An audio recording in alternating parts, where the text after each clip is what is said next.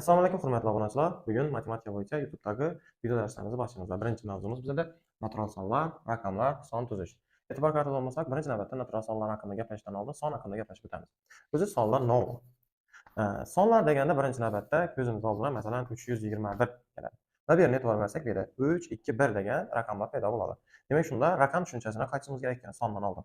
Demak, bu son bo'ladi bo'lmasa, raqam degan bir tushuncha paydo bo'ladi. Demak, raqamlar deganda matematikada bizlar 0 dan, ya'ni 0, 1, 2, 3, 4, 5, 6, 7, 8, 9 sonlar ko'zimiz oldiga keladi va bular matematikadagi raqamlar hisoblanadi. Barcha sonlar shu raqamlardan tuziladi.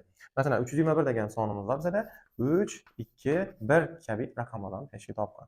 Endi birinchi navbatda son tuzishni bilib olgan bo'lsak, endi sonlarni sinflarga ajratish va xona birliklari haqida gaplashamiz. Demak, sinflarga ajratish, ya'ni sinflar nol narsa bor.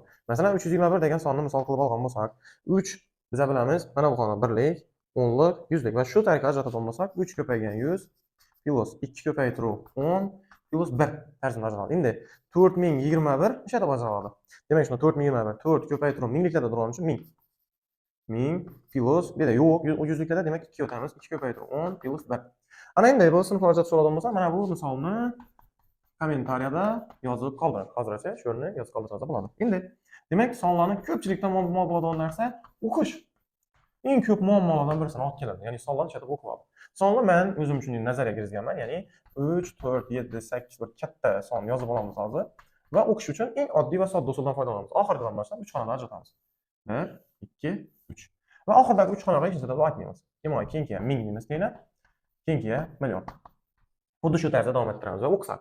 Üstü pasi, üstü pasi, üstü pasi. Demak, qaranglar. 34 lik mi beradi? 3 xonada 34 million. 784 ming 7. Masalan, keyingisini. Yana shunga 3 xonada ajratamiz. Va to'lmay qoldi endi. 1000 million, endi bu milliard bo'ladi. Demak, üstü pasi, üstü pasi, üstü pasi o'qib qaytaramiz. 4 milliard 740 million 784 ming 74. Endi siz mana shu sonni o'qilishini o'zingiz tahlillatib, kommentariyada yozib turing. Hozircha bo'lgan joyda yozsangiz shu bo'ladi. Endi qaramiz, keyingi narsamiz. Ko'pchiliklar bir narsada yanglishadi, ya'ni sonni sinflarga ajratishdan keyin xonalar degan narsa keladi. Bu asosan ikkinchi sinfda o'tiladi. Masalan, demak shunda son, xona birliklari deb aytiladi ko'p joylarda. Birliklari. Demak, bir son olamiz, kattaroq bir son olib olamiz va bu sonni xona birliklariga ajratamiz. Hamma biladi uni eng chetki xona birlar xonasi deb aytiladi. Undan keyingi xona o'nlar xonasi deb aytiladi. Undan keyingi xona yuzlar xonasi deb aytiladi. Undan keyingi xona обязательно minglar deb aytiladi. Va shu tarzda davom etib ketadi. Mana bu xonamiz 10 minglar. Undan keyingilar 100 ming va millionlar xonasi keladi bizda. 1 millionlar. Shu tarzda natural sonlar va sonlarga girish matematikaning birinchi mavzusi boshlanadi. Endi son tushunchasini bilib olgan bo'lsangizlar, biz natural sonlar, ya'ni sonlarning o'pchi turlari haqida gaplashamiz. Demak, shunda sonlar qanday turlarga bo'linadi? Sonlar asosan bir necha turlarga bo'linadi. Biz elementar matematikada sonlarning ko'p qismini o'tamiz, lekin ko'pchiligi baribir oliy matematikaga qolib ketadi. Demak, birinchi eng ko'p qo'llanadigan bizda sonlarimiz bu natural sonlar deb aytiladi. Natural sonlar katta n harfi bilan belgilanadi. Va ikkinchisi butun sonlar.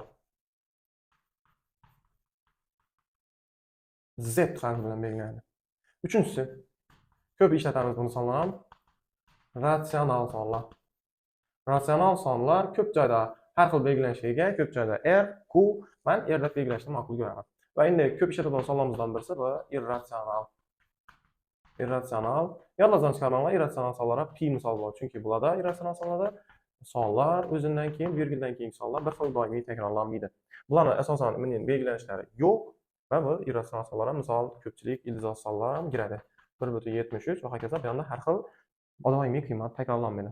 Endi sizlarga bir savol. Matematikada hozirgi kungacha fanga ma'lum bo'lgan eng katta son qaysi? Va buni kommentariyada yozib qoldirishingiz mumkin. Ikkinchi darsda ko'rishguncha, xayr.